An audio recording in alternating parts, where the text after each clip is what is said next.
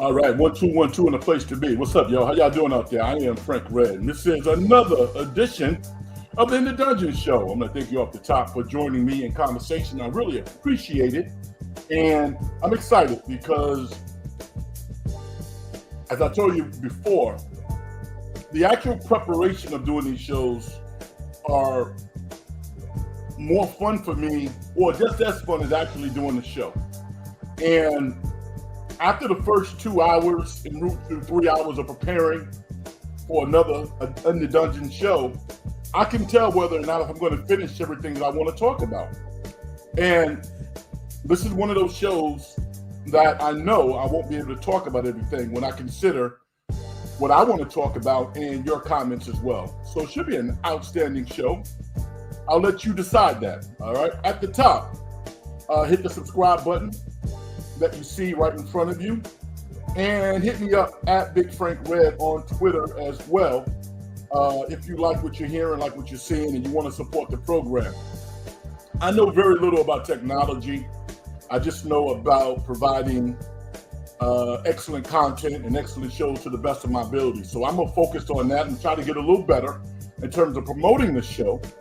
But I need your help. I need you to help me doing that. So hit the like button. All right. Once again, this is kind of a milestone show. This is show 150, which is amazing. It really is.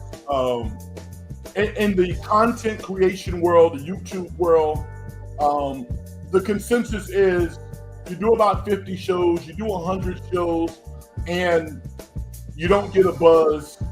You take on a part-time job, you become a dog walker, you take a painting class, but you stop doing this because it's really not what you want to do.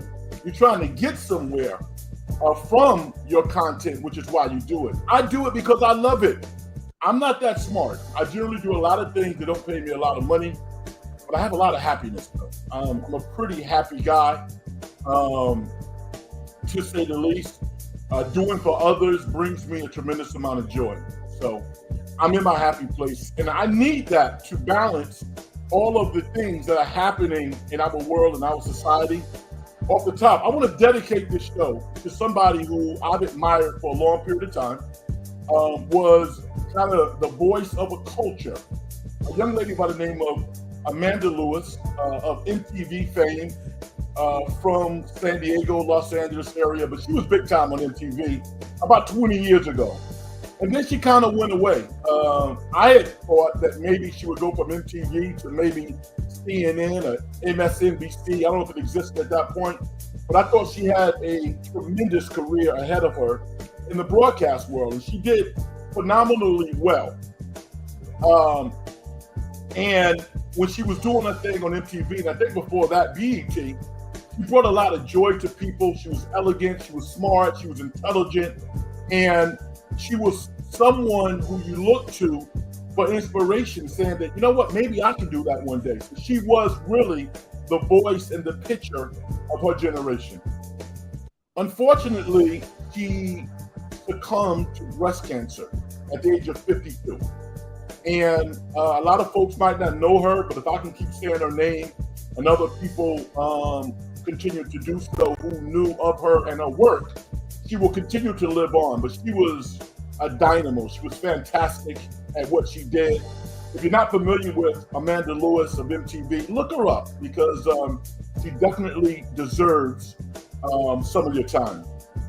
Next, the great Sly Stone of Sly and Family Stone, a group that I grew up listening to in my childhood in New York as a kid, not knowing that Sly Stone was from Oakland, California, during the 1970s. Sly Stone and the Family Stone was one of the biggest groups in the world.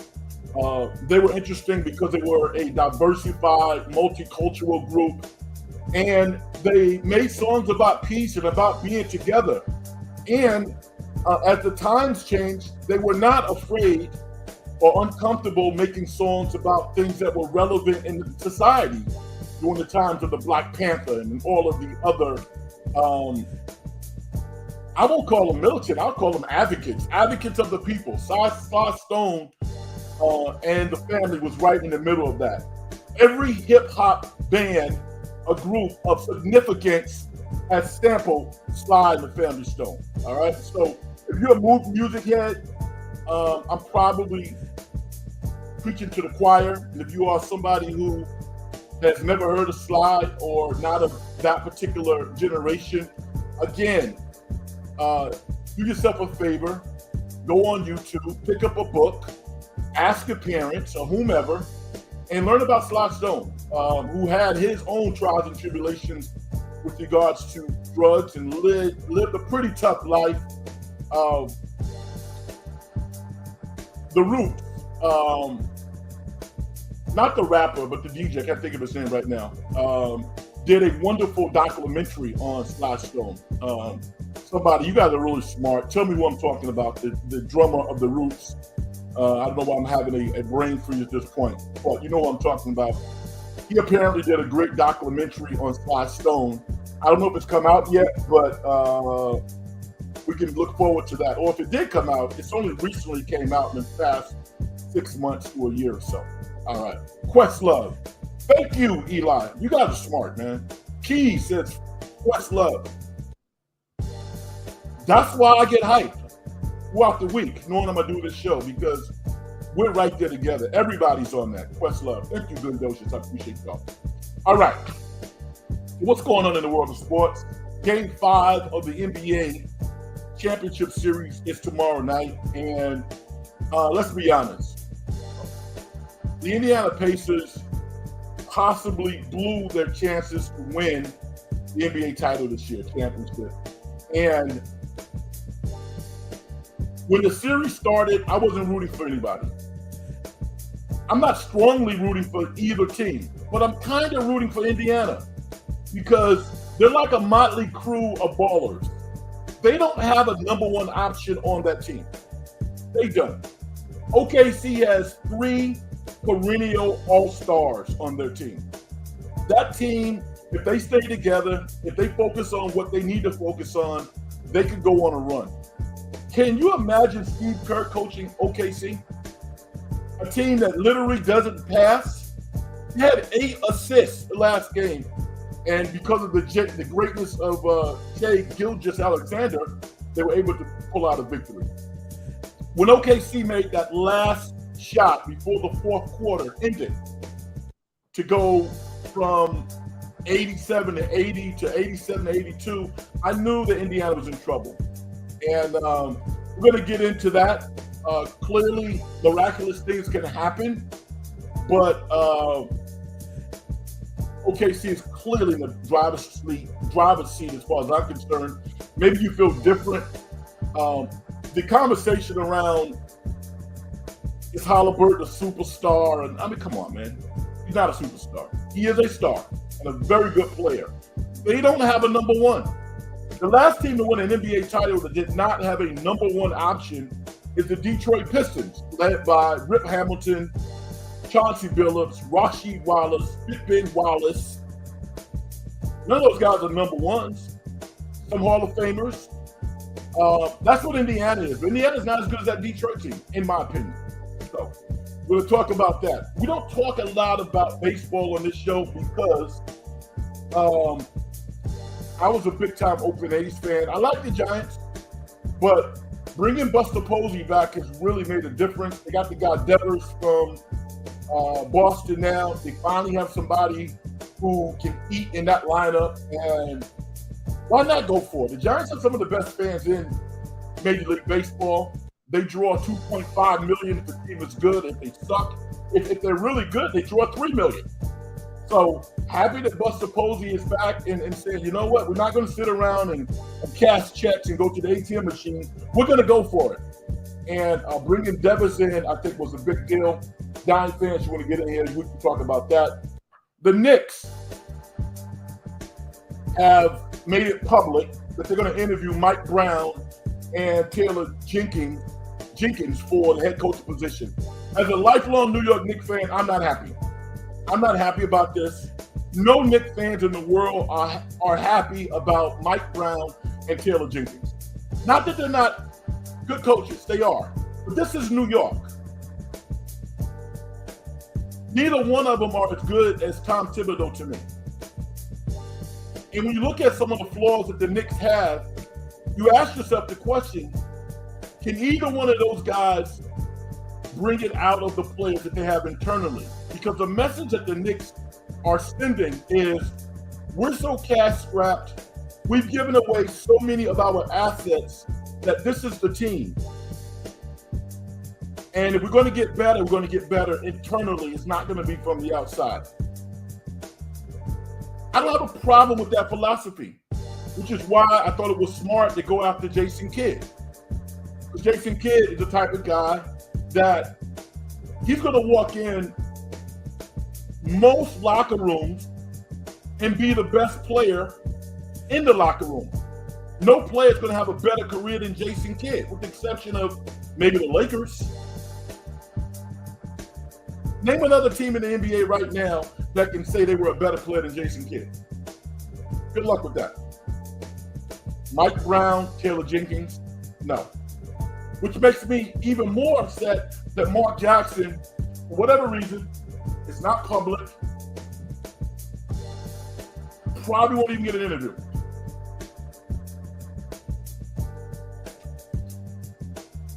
So I'm upset about that. We can talk NBA free agency. The Golden State Warriors apparently are talking to Kuminga's folks, and it appears that he's going to be here for a couple of years. I actually like the scenarios that they've come up with, and we're going to get into that as well. We're going to talk about the Golden State Valkaries, my new favorite team. Unbelievable. These young ladies are 5-5. The most games that an expansion team has ever won in the history of the WNBA is 5 games. They've already won 5 games. They're literally in contention to make the playoffs. Excellent coach. Nikasi, I call her Coach K. But I give the credit to the players as much as I give it to the coach. And we're going to talk about that as well. I'm not even halfway through the topics I want to put out there. We got so much to talk about tonight, but I don't want to keep you guys waiting. So I want to go out there and acknowledge people hanging in there. Hello, Vicky. How are you doing? Put my glasses on so I can see your comment. Vicky says, hi, Frank. How are you? I was very disappointed with the Pacers, leading the whole game and forgetting how to score at the end. Buster sure made a splash tonight. Buster is a winner. Absolutely. Vic, I told you, you need your own show because you're too good. You're awesome. I can be your first guest. Kitchen Handy, what's up? How about them Giants getting Devers? I love it. I'm an A's fan, an Oakland A's fan. Never a Las Vegas or Sox A's, never. Never. But the A's are known for going out and getting hitters. The Giants historically have been one of the best organizations at developing pitchers. And now they got a guy who's a legitimate hitter. Along with some good role players. So, you know what? The Giants, I think they're going to make the playoffs. Maybe as a wild card. Could they win a division? Yeah, they could. But I expect this team to win 90-plus games. And it starts with Buster Posey. Vicky says, what is on your t-shirt? I hate cancer. I love Sly. I'm right with you. I have to look at the t-shirt. It was given to me. I don't know. What is it? What did it say? I don't know. What a great name. Eli Bronstein. Love it. Thank you, Eli. Questlove, yeah. Eli Bronstein sounds like Ed Kranepool, Rusty Staub, legends of the Mets from my childhood. Got a great name, Eli. What's up, Kings? I know you was in there too. Glenn Docius, everybody. You guys are cool, man. You guys know what time it is. Giovanni Villegas. How you doing? Yo, Frank, where do you think KD goes next? Any chance he comes back to the Dubs? The smartest move for Kevin Durant would be to come back to the Warriors, but that train, that ship, whatever moving vehicle you want to use in your analogy is gone. And too bad for Kevin. You know, I don't know what's up with that. I don't know if he felt he was, going back to the Warriors on his knees because he wanted to leave first. Doesn't make any sense. He should be on the Warriors. But by passing on that opportunity when the Warriors tried to get him last year and having Jimmy Butler ingratiate himself with the Warriors the way that he did, KD knows that that's not going to happen. What's interesting to me about the whole KD situation, doing some research today, is teams are not clamoring to bring him in. And you know that based on what they're offering. You know, you thought that, I thought that Houston would be like, Jabari, sure. You want Jalen Brown? What's Jalen's last? Jalen Green? Sure. And it doesn't appear that these teams that really need him are bending over backwards to bring him in. So they keep talking about Toronto. I don't think KD's going to Toronto. I think ultimately he's probably going to go to Houston. And once again, I think the Phoenix Suns are going to be on the losing end of this because they don't have any leverage. They know they want to trade Kevin Durant. So if you're Houston, why would you give up young talent that could become all-stars? It seems logical because KD is still going to be the best player on your team, Houston. This might be just like tough negotiation. I'm going to say KD winds up in Houston. Because even San Antonio, to me, I don't think they're ready to win the championship. I don't think so. I think they got a young coach who's going to take more and more time to develop. And I would be surprised if they could ascend that quickly to the point where they would be challenging for a championship. I don't think so. I think Houston is the best place. If I'm Minnesota and Phoenix wants Jaden McDaniels, give me a break. Give me a freaking break. You won't give up him? Please. Stop this. Vicky says, when you give a team hope, you'll sink your chances. Remember the Colorado football game against Stanford. Yes, Colorado had a big lead. Then the second half, Stanford came back and won the game. Now, you're absolutely right, Vicky. The only thing about, I think you're talking about Indiana and OKC. OKC is clearly better. Chet Holmgren, to me, can be a top 10 player in the NBA. That's how much I think of that guy. That guy might be skinny, but he's not soft. He's tough. Jalen Williams, again, if Steve Kerr was coaching OKC, do you know how good they would be? Jalen Williams would be Draymond Green running their offense. Steve Kerr would take the ball out of Shade's hands and just let him kind of do his thing. Fortunately for Dagnall, somebody told him, or he assessed himself, or watching the film, I got to get Shea off the ball. And as a result, when Shea needed to make a play at the end, he was able to do it because he wasn't tired.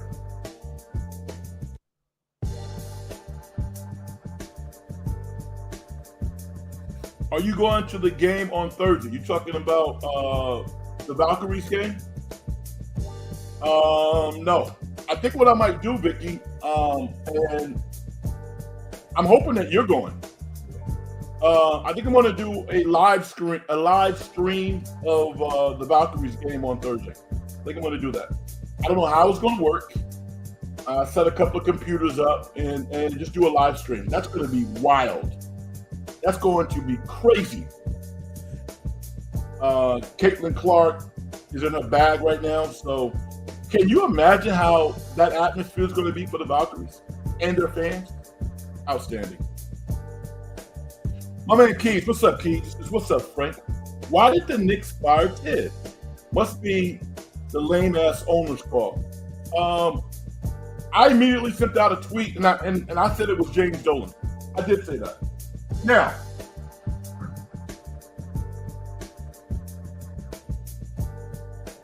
watching that collapse in Game 6 was infuriating to me because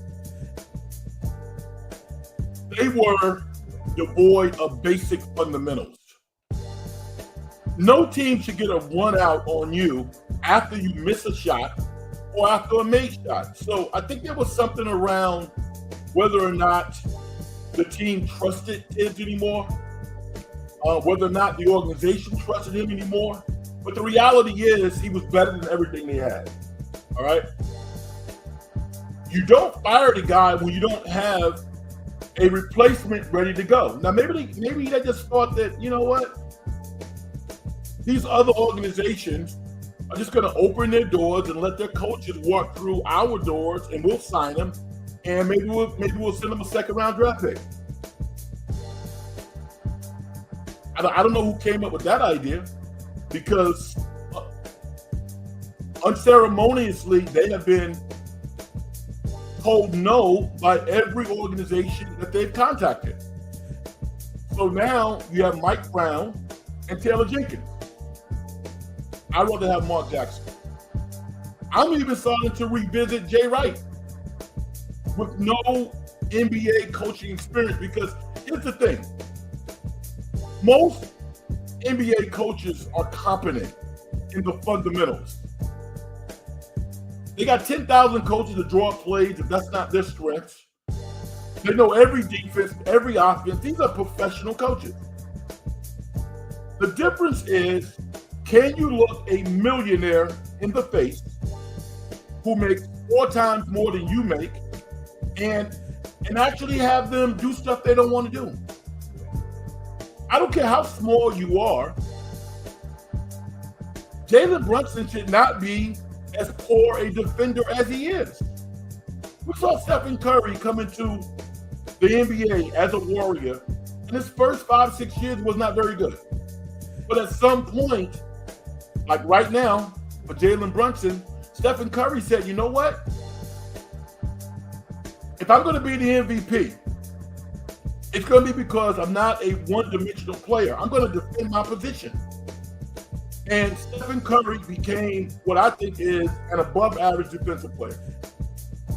Jalen Brunson should be able to do that. Chris Paul has done it. So many smaller players have been able to develop their defensive skills, mostly because they wanted to be good at it.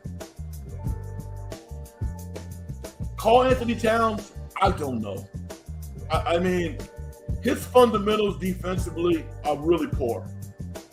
They really are. And I don't know if he thinks that, he has a problem there. It was really embarrassing. I'm going to tell you why. He was getting ate up by some of Indiana's bigs.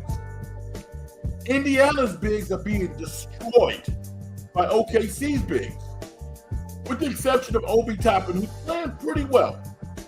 But Miles Turner is not playing well. Miles Turner, I believe, has cost himself $20 or $30 million. I think the Lakers really wanted him. I don't think the Lakers want him anymore. The Lakers are going to go hard after Brook Lopez. That's going to help. That's going to hurt the Warriors. Because for whatever reason, I think if Brook Lopez is choosing between the Lakers and the Warriors, I think he's going to choose the Lakers. Hopefully I'm wrong. But I think Miles Turner not playing well is putting more pressure on the Warriors. I assume Indiana will write him a check. But I'm going to tell you something. I think James Wiseman's going to be a factor for Indiana next year. I do. Everybody who laughed at this guy and talked about what a scrub he was and he's not good, he has bad hands. I'm like, yo, just watch. Heard it from me first.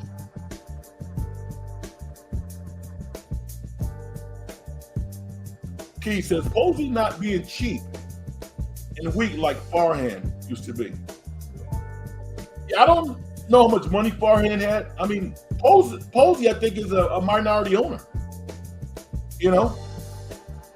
So, you know, he didn't move out here from where? Texas? I'm not quite sure where he came from. But he didn't move back to the Bay to be mediocre. The Valkaries are on fire. Yes, I mean, talk about a good watch. Aren't they fun to watch on TV? Awesome. Kayla Thornton, WNBA champion of the New York Liberty. I wrote the names down because I didn't want to butcher these young ladies' names, man.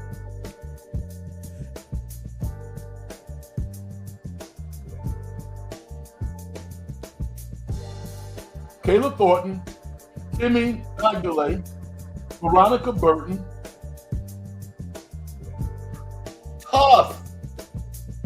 Love the Valkaries. Andrew the GOAT, what's up? The Red Sox made one of the worst trades again as a franchise, trading Devers to the Giants.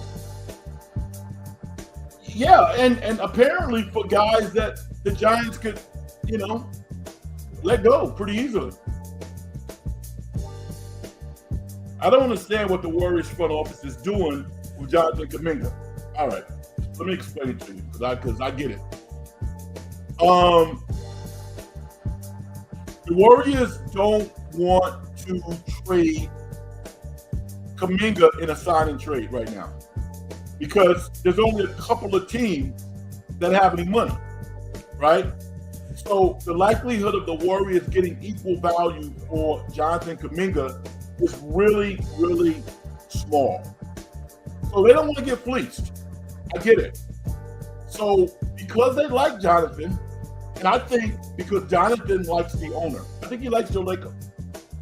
I don't think there's any hate for Steve Kerr. I don't believe that. But I don't think he forgot how he was handled by Steve Kerr. I don't. Which is why what they're talking about now is a 2 to 3 year contract. Right? And I get it because Jonathan Kuminga's so young. He's 22.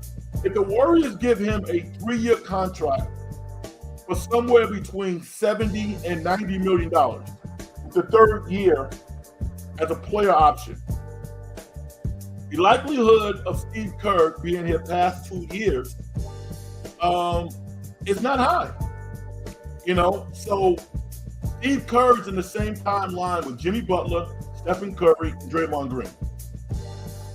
There's a real possibility that after the next 2 seasons, everybody's gone. And if Kuminga wants to stay and be the face of the franchise, let's say if he continues to improve, then at the age of 24, he can sign a bazooka contract. From the Warriors' perspective, if something really happens in the market that they like, they'll trade him. It's business. They will trade him. But I like it for everybody. I do. Because I don't think Brooklyn is ready to give the Warriors exactly what they want. Cam Johnson. People are talking about Cam Johnson for a long time. Cam Johnson is no scrub. He is a solid NBA player. Solid. Does not put any butts in his feet at all. None. Zero. Kuminga does.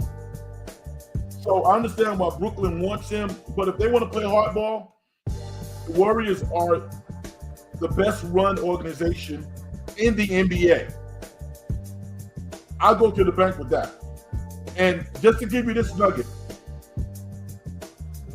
first of all, the NBA series right now, with the exception of the bubble, is the lowest rated series since 1988.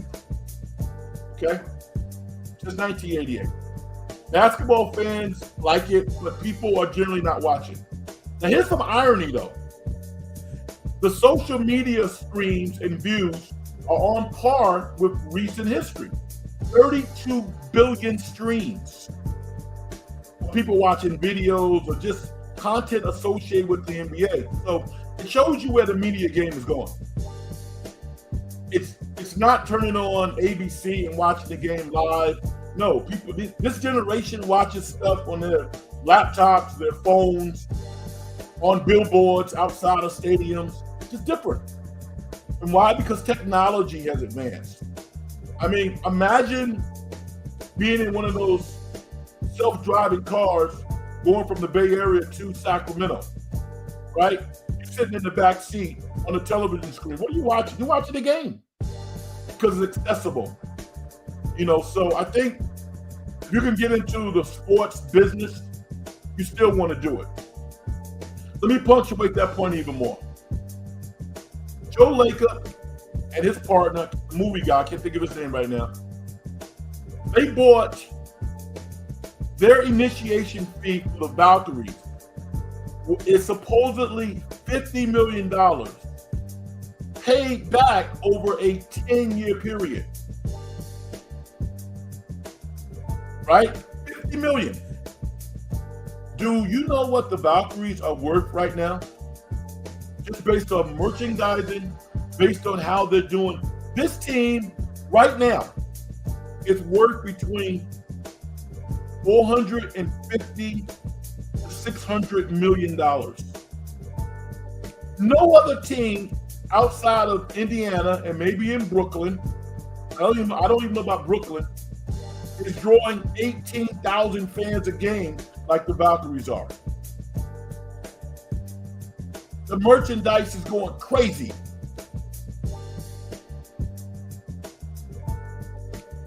Joe Lacob knows how to run a business. I'll tell you. He did everything right. First, the name was kind of funky, the Valkaries. What the hell is that? Then there was a purple color, black. Yeah. He signed a general manager nobody really knew. Then he signed a coach. Dude, whomever is running the Valkaries, they've done everything right. And then they were able to pluck out players that teams didn't want who are playing like starters. I'm very impressed.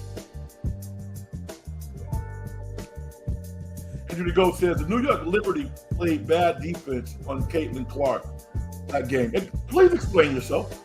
Stop that. Caitlin was making moonballs. Now, I'm a Liberty fan. That's my team. But give it up to Caitlin. I mean, she was shooting from 30 feet. Now, strategically, the next time the Liberty play Indiana, they're going to double team her. But you know what, though? They got other players. Mitchell was good. They have a good team. It's going to be interesting. The best team to me, top to bottom, is the Minnesota Lynx. They just beat the crap out of you.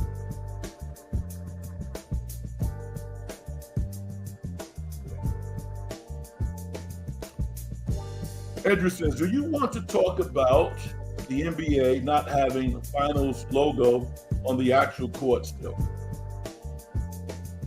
I didn't notice. I don't know stuff like that. What do you think the significance is?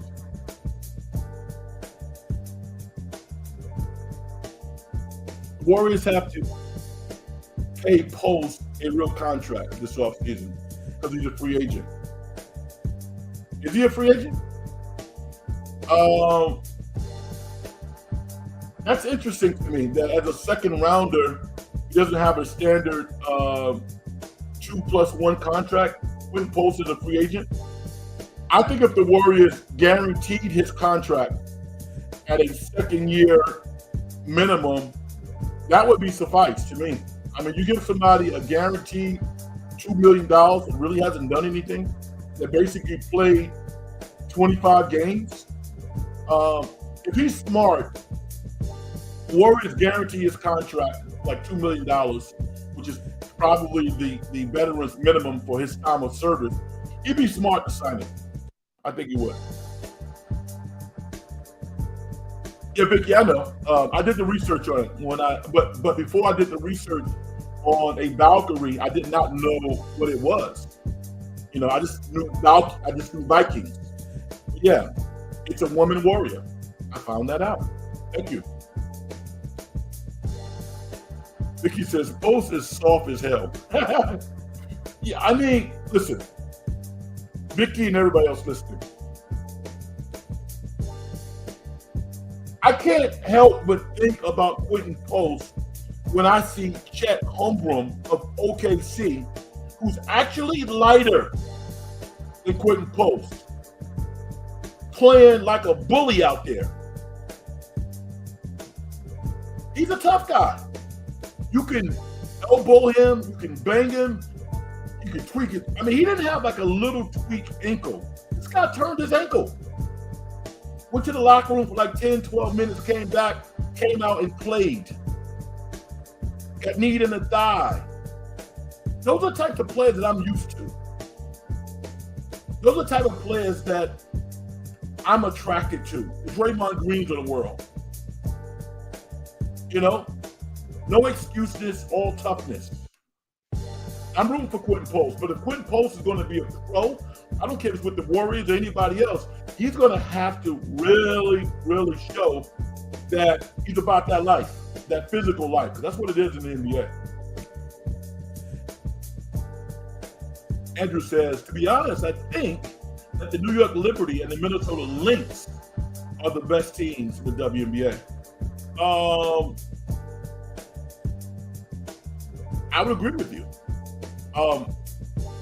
I think Cheryl Reeves, the coach of the Lynx, I think she's the best coach in the league. And several others could do it, but I think she could coach in the NBA as a head coach with no problem. I watched the Lynx play yesterday. I'm a defensive coach. I was looking for a mistake. They don't make mistakes on defense. They don't make mistakes. And it doesn't matter how they look, how beautiful, how whatever, they all play physical basketball. You can't play for the Lynx if you're not physical. Can't.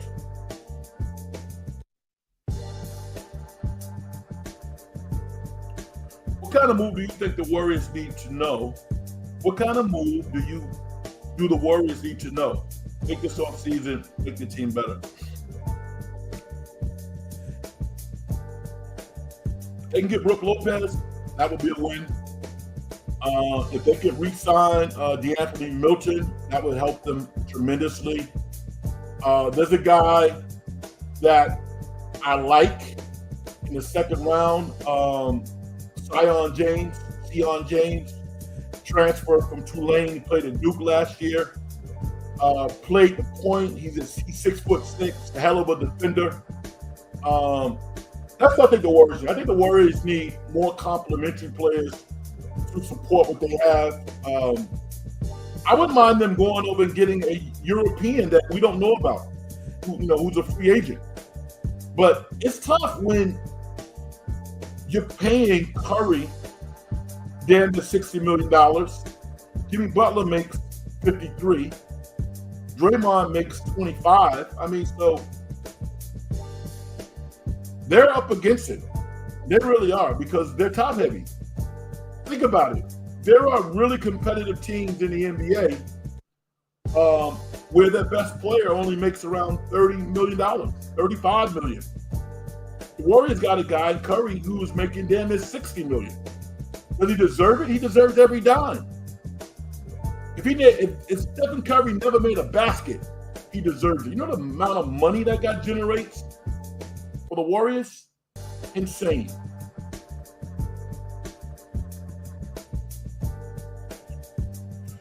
How do you feel about the Warriors possibly signing Bobby Portis in the offseason? They talked about it, and I like Bobby Portis. Bobby Portis sometimes gets entangled in BS on the court.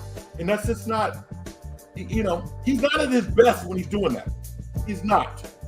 So I don't want Bobby Portis coming in and feeling that the only way that he needs to solve conflict is to, move in the direction where it might get violent. Because that doesn't help you win. It doesn't. That has a shelf life. I like Bobby Portis. He's a good player. He would probably start 25 to 30 games for the Warriors. Solid player. But that other stuff, I think you know what I'm talking about, I don't like that. Ricky says, point guard, center, Milton coming back would be great. Lopez, yeah. You know what? They're ready to go.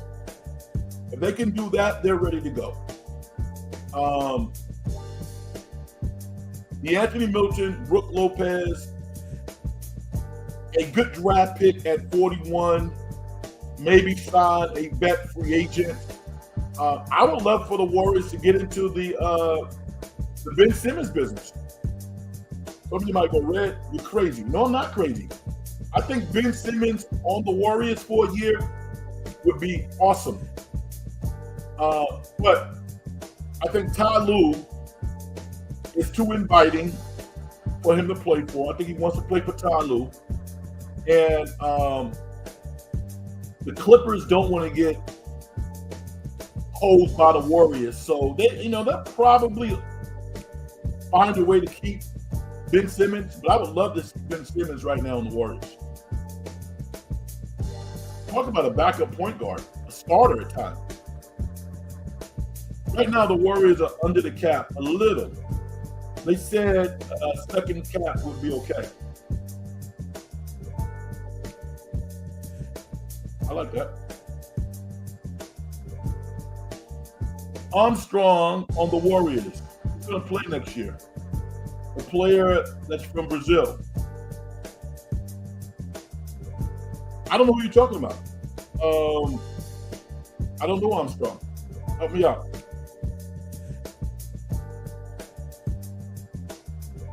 Not homeboy. What's his name? He played some this year. I want to acknowledge Angel Reese for all the right reasons today. The Chicago Sky played the Connecticut Sun. Now, some of you probably don't like the WNBA. I love it. Half the teams are good. I'm going to say 80% are talented, but they don't know how to win. The Chicago Sky won a game today. And Angel Reese had a legitimate triple-double. She was a factor. 11 points, 11 assists, and 13 rebounds. There's nothing fishy about that. She played a very, very good game. Watching her today brought up a couple of thoughts. First of all, the NBA has been a very cruel business for a long period of time. There are so many stories of players being treated poorly by NBA organizations. I don't think I have time to talk about it, but I watched a video a couple of days ago in which Austin Rivers, Doc Rivers' kid, talked about how bad he was treated by the Knicks. And I think Austin Rivers is one of the truly talented young content creators, broadcasters, smart guys that's going to transition really well from being a player to being a broadcaster. I think he ultimately is going to be a better broadcaster than he was a player. But he talked about how poorly he was treated. And I'm thinking about the WNBA right now because the veterans know what professional sports is all about. Those are the players who play for the Valkaries, the young ladies who have been left off of clubs, the young ladies who couldn't get off the bench in their previous teams, who finally don't have to go overseas. Those young ladies know what time it is. So they go out and play like their pants are on fire. This new group of young ladies, fresh out of college, not so sure that they figured it out yet. It's it's almost like my number one thing is how can I promote my brand? And oh, by the way, I play basketball too. No, basketball is your heartbeat. I mean, like you see like those catwalk things when we say the WNBA does with the women walking in. You know, the guys really could care less about that crap. The NBA guys, I mean, it's something that the NBA wanted to do for content. But guys, by and large, they don't really care about that. Now, understand there's differences between men and women. I get it. I love watching beautiful women walk from their nice car to the locker room. It's all good. I like it. But my thing is, don't forget why you're there. It's really about basketball.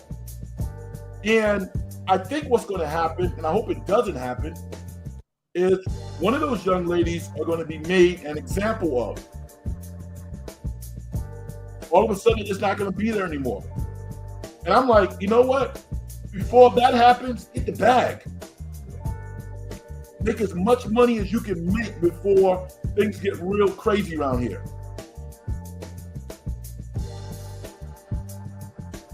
Kennedy Carter, the young lady who pushed Caitlin Clark, you know, last year, she ain't been back since. Nobody signed her. Not only did the Sky not sign her, no team signed her. Now, she had some other challenges during her WNBA career. I get it. But she can't even get a job? Liz Cambage, also really talented, 6-foot center from Australia. Last played with the Sparks. You know, she wanted to step away because of mental health. And I'm glad that she addressed that, but I think she made a big time mistake because as she was leaving, they were only a year from the Caitlin Clark explosion, where real money is being made now. And real opportunities for all these young ladies are hanging in the balance. So I was happy to see Angel Reese be known for nothing but basketball today because she was awesome. I want to acknowledge that. Because people try to act like she can't play. She can play. But just keep it basketball. That's all. TJ says, what's up, Frank? What's up, TJ? How you doing? What's on your mind? Okay, I know Guy Santos.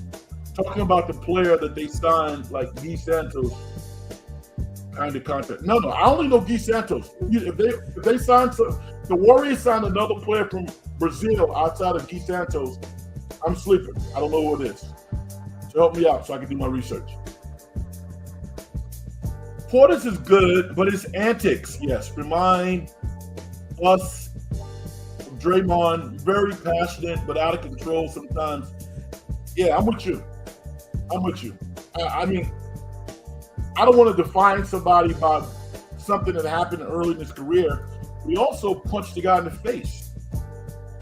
Remember that when he was in Chicago? His first or second year, just socked the guy.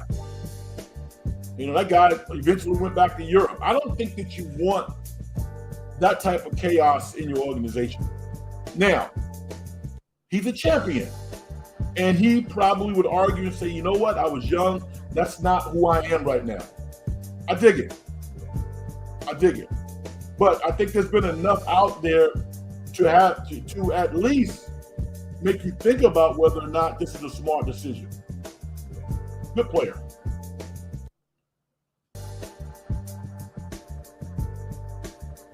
I'm talking about the Warriors son, Taron Armstrong. He's going to have a chance to play next year. Yeah, I don't know him. Don't know him at all. I assume he's going to be on the Summer League team. Frantic Rage, what is up? How you doing? Says Frank. I don't know if you like Wes Anderson movies, but watch his latest.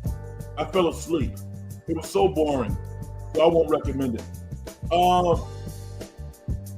I've seen Wes Anderson movies before, and I get pissed off. Based off what you're saying right now, his movies I mean, you would think he got pictures on all of the movie critics in Hollywood. I mean, give me a freaking break.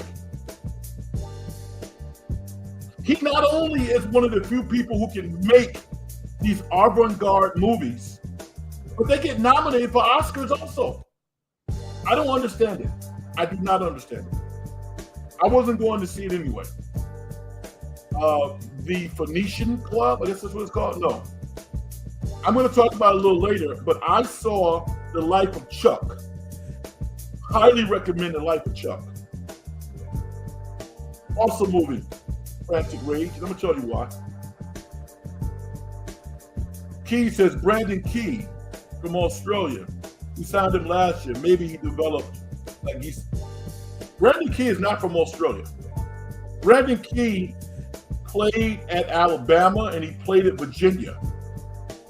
He might have played professionally in Australia. He's from the United States. I watched him play for years in college. And he's not going to play heavy minutes with the Warriors. He can't shoot. Cannot shoot at all. He was Defensive Player of the Year in the G League last year. I hope he makes the team. You know, for somebody like that who has been out of the NBA to actually make a roster, to actually make $1 million+ it's life-changing money. But he's not from Australia. TJ at Keys, his name is Braxton Key, and he is not from Australia, rather North Carolina. Yeah, exactly. Vicky says Prince is a good movie. Tell me why, Vicky. I've seen it, and I've it's on my periphery, but I haven't seen Prince. Tell me why you recommend it.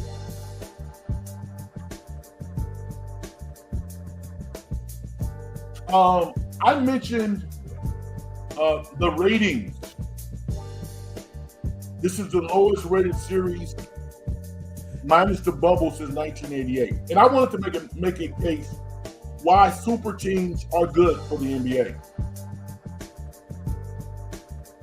They don't really have super teams in the NFL. The Yankees kind of had super teams, the Dodgers. But I think anybody can win in baseball if you get on a run. But in the NBA, super teams are really good. And because of that, I think the first apron, second apron crap, I think that stuff is going to go away. And I don't think it's going to be the Wild Wild West. But I think that Adam Silver's going to go to the owners and say, listen, you asked me to create more parity.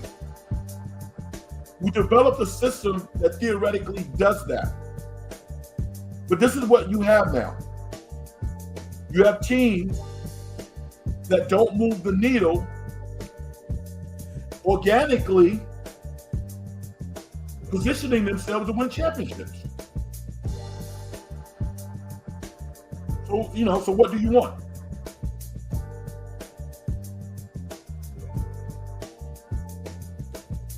Right. Thoughts on signing Kuminga or signing trade? Would love to hear insight from a dude that knows the stuff. Wow, thank you. Appreciate that.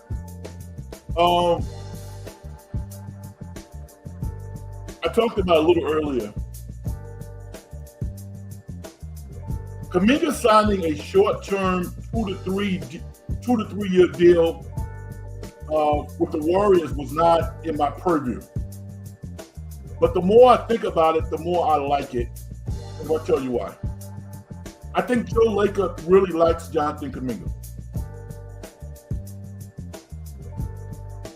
If Kuminga signs a 2 to 3 year deal, he's pretty much in line with Stephen Curry, Draymond, and Jimmy Butler. Those guys theoretically could be gone in 2 or 3 years, which means Steve Kerr's going to be gone in 2 or 3 years. So Jonathan Kuminga, at the age of 24, 25, who's just entering his prime, can be the face of the Warriors organization moving forward with a new coach, new teammate. I like that. And oh, by the way, in the meantime, we take care of your financial future. I mean, players are greedy. Most people are greedy. Now, I'm being facetious when I say greedy because they're not really greedy. They just want to be paid market value. But you can't live off of $70 million guaranteed, 80, 90. So I think that Kuminga is going to be paid if he stays with the Warriors. But I kind of like a short-term deal because it helps Kuminga. He gets the money now. The next time he signs a contract, he's not even in his prime yet. From the Warriors' perspective, they're not in a position where they have to go out into a market and take something back for Kuminga that they really don't want. It's hard developing stars, folks. It's really difficult. The young man who's very talented, Ace Bailey, he's going to drop in the draft. He's going to drop. I mean, based off, his interviews and just kind of how he kind of moves. If you're in the top 3, you can't miss that. You can't. You can't miss. You can't. So the Warriors know what Kuminga is. They don't have to figure out what he is. They already know. If Curry just put him on the freaking court, he's going to put up numbers. So, therein lies the conversation that needs to be had between, the owner and Kerr. And, Kerr is not a pushover. He's going to stand his ground when it comes to coaching the team. So he has to make a decision with regards to how he's going to coach Jonathan Kuminga. I think everything, the onus is on him. Key says, Giants can attract hitters in free agency. So today's trade for Devers was huge. It was. What I will tell you, Keys, is Buster Posey has credibility. He has credibility. That's why you go out and get somebody like that. Because you're not talking about a Ivy League executive who's kind of worked his way up through the ranks that's running the show. No, you're talking about one of the best players of his era. You're talking about a 3-time World Series champion in Buster Posey. And by the way, I'm part owner. I ain't going nowhere. That means something. So yeah, I'm very excited, and I'm very pleased with how Buster Posey has comported himself. Solid move. Vicky says, next year when the Warriors and the Knicks are in the finals, ratings will go through the roof. Vicky, you see this sly smile on my face?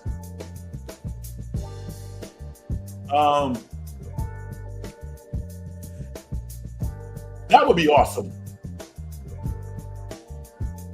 I don't like how the Knicks are moving right now. I don't. And I want Mark Jackson as the coach of the Knicks. And that's not going to happen, apparently. So, Taylor Jenkins, nothing against Taylor Jenkins. Yeah, I'm sure he's a great coach, but I mean, come on. This is New York.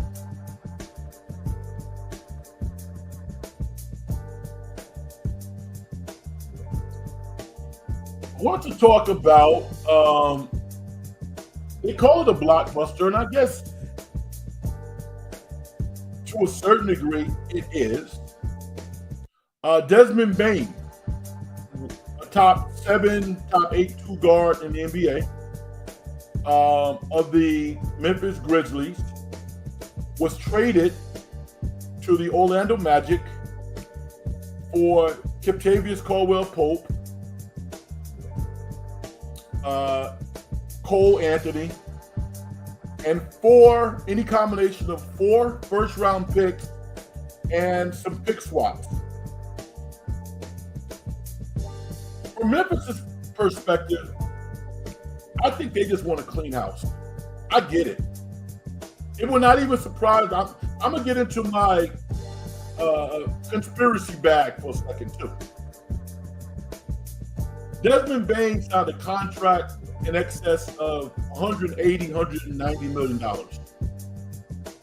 he makes around $40 million a year, right?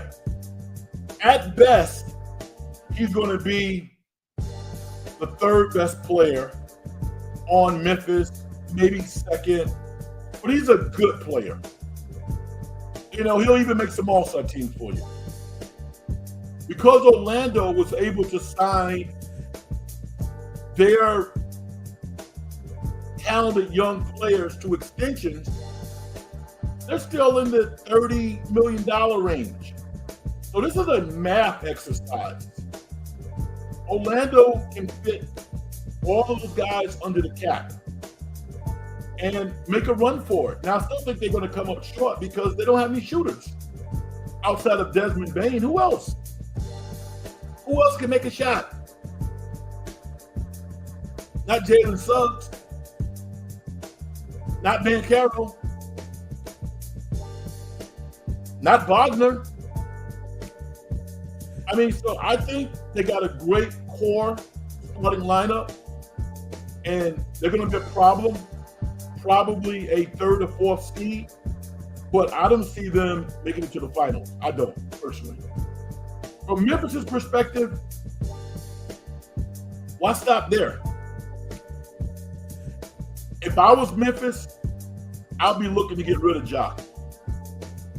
You know, not because he's a horrible guy, but because he needs a change of scenery. And they don't particularly want to extend him. You know, I can see John Morant in Portland for Scoot Henderson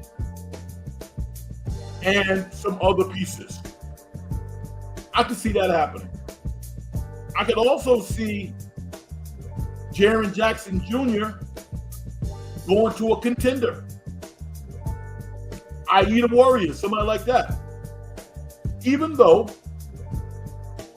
Jaren Jackson Jr. did not play well for Steve Kerr on that world team that he played on a couple of years ago. I don't think Steve Kerr likes to coach. As talented as he is, I don't think Kerr really liked the experience. Now, the guy's so young, you can argue that, you know what? We're not bringing him to the Warriors for Kerr. Kerr's going to be gone. He's unquestionably a really talented player. The Lakers would love him. You know? Vicky, you cold, Vicky. Now, here's where my conspiracy theory comes in. I can see the owner of the Memphis Grizzlies use this metaphor, taking all his chips and throwing them in to the center of the card table and say, you know what? Write me a check for $3.5 billion, $4 billion, and I'm out. I'm tired of this crap. Because that's what they're going for. A team like the Memphis Grizzlies would be worth $3.5 to $4 billion. And guess where that team would go? Any idea? Nashville. Whether or not you like the politics of Nashville, and maybe you love the politics of Nashville, Nashville has positioned itself to be a major sports city in America. You got the NFL on lock. Touchdown, Titans. NHL is doing fine. They got a smashy arena. And they would be a great city for the NBA. And all of that drama and other stuff that I know what you guys, and you know what I'm talking about, that would be gone. That would be gone. So, do I want Memphis to lose their team? No, I do not. I don't want you to lose your team. But the logical person in me says that they got to do a better job running that organization. And that city has to be a better stewardship of a franchise in the NBA because other teams want franchises. Nashville has already proven that they can run professional sports in an exemplary fashion. Seattle, DJ, says Memphis to Seattle. Seattle wants an expansion team. And they should get an expansion team. They should not get somebody else's team. Everybody wants Seattle to get an expansion team that they can build with over the next 10, 20, 30 years. And Vegas is going to get a team. But if you think that Adam Silver doesn't want to find a way to get NBA basketball in Nashville, you're out of your mind. Memphis is the only city, not the only, well, they're one of the few. Utah has the NHL now. Is there another team besides Memphis that does not have another professional team? Major professional team? Memphis has the AA Cardinals that plays in downtown Memphis, and that's a lot of fun too. They got a beautiful little stadium there, a little AA stadium. I love it. But they don't have another big boy professional team. So keep your eye on that. I have no inside dope at all. No intel. Key says, Magic got fleeced. It sounds like the Gobert trade, Anthony, is good for 4 pick swaps. Bane is good, but he ain't no all-star.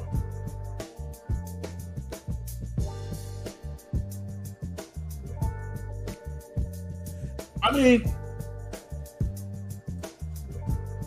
you're right, Keys, but Boncaro might be an all-star. He probably is an all-star. Wagner, I don't know if he's an all-star. He's good. Jalen Suggs is a hell of a talent. They need some good role players because shooting is a problem. But, you know, I mean, if you can fit Baines under the cap in Orlando, I don't really have a problem with it because they're so young. They're so young. And in the interim, they're going to make a lot of money. They're going to have a lot of sellouts. They're definitely a top 4 seed next year. I think they are.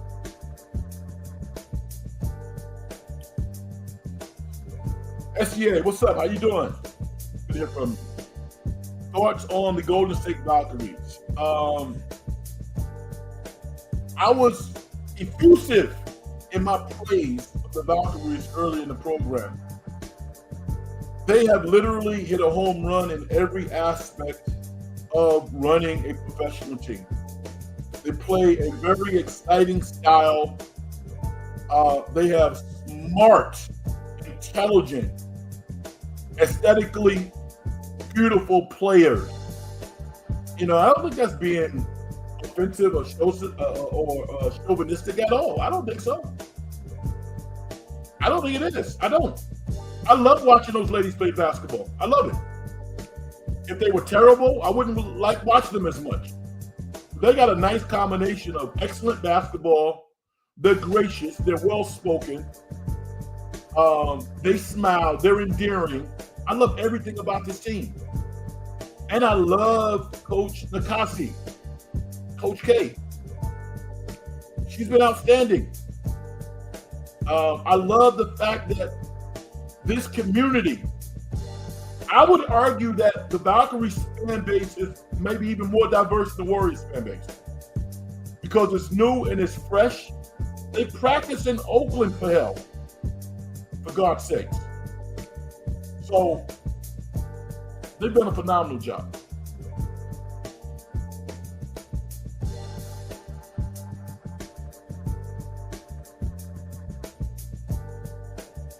Vicky's slipping in a music nugget. I love it. I like the song Walking in Memphis. It's dope, right? Yeah. I lived in Memphis for about 3 or 4 months. when I was training for a great outside sales opportunity. I lived there, so I was able to soak up the city and tremendous history. I remember walking in Red Lobster and watching Al Green walk through the door. Yeah, great Al Green, who's from Memphis.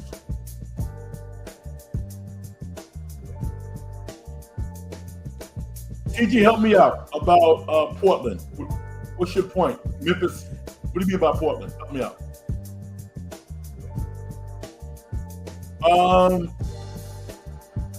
Do you know when free agency starts? Around the 4th of July, Vicky. Now, I think what happens, remember, like, you can actually like start negotiating like a week or so before, where you can't sign the contract until the actual date, and I think that's around July 4th. Somewhere around then. A week or so after the NBA draft is when free agency starts. It's going to be interesting. Kevin Durant is going to, I think, be the biggest boss, because the more that I think about Giannis Antetokounmpo going somewhere else, the more that I think he's not. And the reason why I feel that way is because he would literally rip an organization apart to get him, right? So then the team that he goes to, what would they look like? And he feels like a great guy to me. All of the goodwill that he has built up in Milwaukee, that fan base, I don't think he's going to leave. Not this year. Maybe next year, but not this year. Can't see that happen.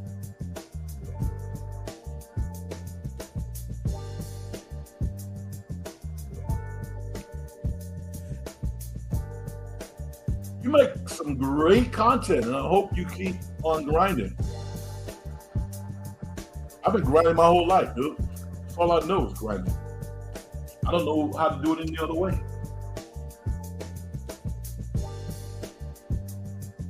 I love it.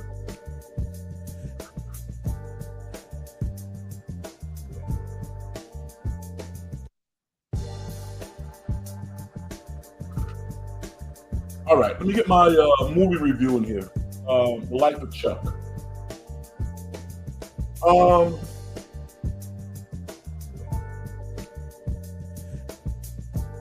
The Life of Chuck is it's kind of it's a movie about the human spirit. It's a movie that we could all benefit from watching right now. Because this is primarily a sports show. But just like last week, it's not like I'm not aware of what's happening in society. I am aware. I'm very aware. And I'm pissed off by it.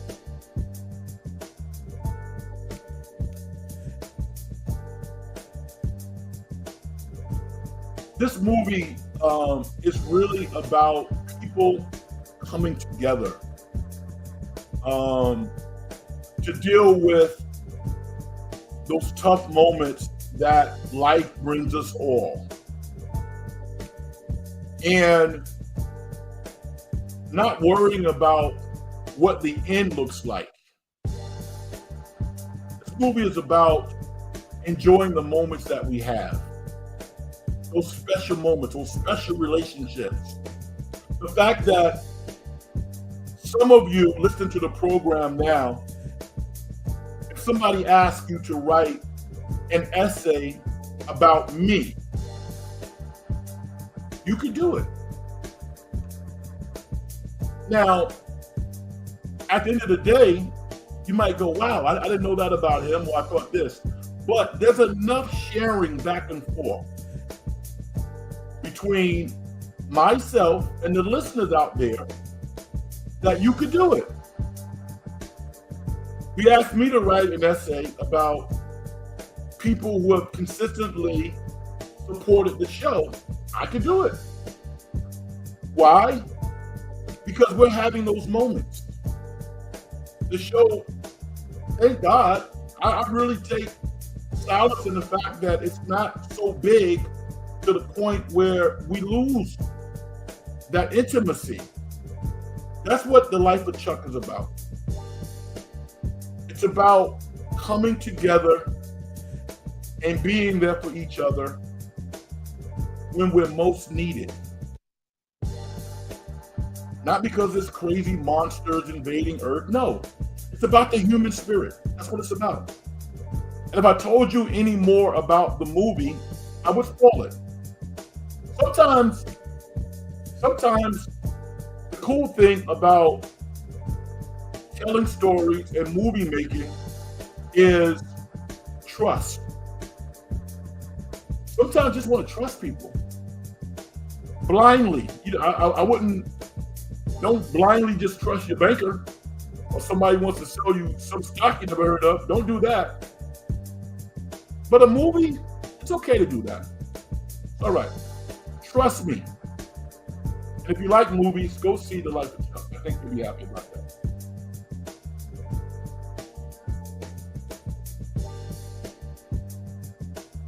SGA says, I'm at 430 subscribers, 70 subs from 500.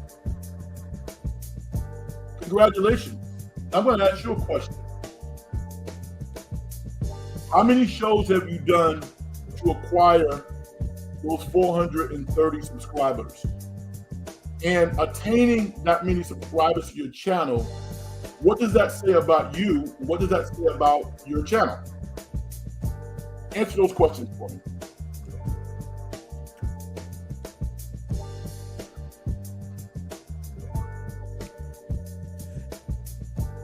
You've done 20 shows and you have 430 subscribers. What's really good about your show that has inspired that many people to sign up? What's really good about your show?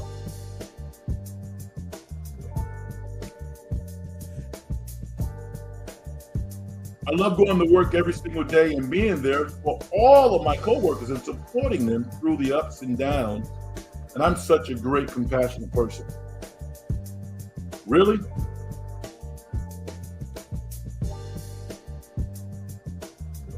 Isn't that kind of narcissistic? A little bit? When you are the person who's saying how great you are?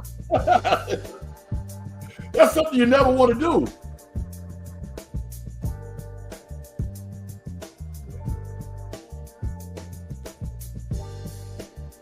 I don't worry about the subscribers as much as other people do.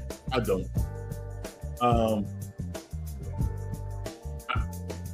I'm really about building connections. That's what I'm about.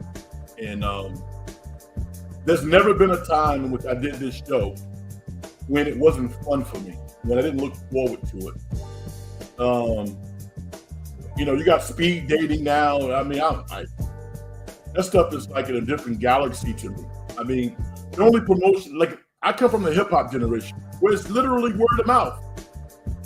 That sensation of somebody coming out with an independent record and having it go from one apartment to the next, from one borough to the next, to starting on an itty bitty college radio station, NYU, getting Bobito and Stretch to play your record, and then watching it ascend to the point where it's playing on a major station. That's what I like. That's how I like to grow things. And if I am totally out of the current world or society that we live in now, that's okay. That's okay. That's all good. TJ says, Frank is about the people, not talking about himself. Yeah, that seems weird to me. I'm definitely not about that. Vicky says, how are you going to do Thursday show? Whole game or just second half?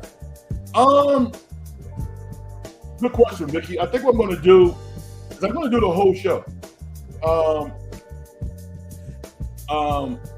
I got a couple of computers, so I'm going to do what you say. I'm going to broadcast the show, broadcast the game on one of my computers with the sound down. And I'm just going to kind of comment on what I see, and we'll go from there. I'll probably, take a break at halftime, and then get back on and see how it goes. I don't have any idea how it's going to work, but I think it warrants me kind of stepping outside of my box a little bit and trying something a little different. I might be on quite a bit this week, because I think maybe I'll step on tomorrow night. I'm really not sure. But definitely when the Valkaries play the Indiana Fever, I'm going to give it a shot. All right? With that said, I'm going to break down and I'm going to allow you to get ready for your week. I want to thank everybody out there for sharing your thoughts and ideas with me tonight on the program. I really appreciate it. I'm going to do my thing and get out of here. Success and getting paid is a manifestation of the whole process. If you're an individual, don't do things to help other people make their lives better. As far as I'm concerned, you haven't done nothing. All right, good night, everybody. Have a great week, and I will see you on Thursday if you tune in, or watch the show and tell me what you think at your leisure. Vicky says, thanks, Frank. Love it. Thank you. Appreciate y'all. Good night, everybody. Peace.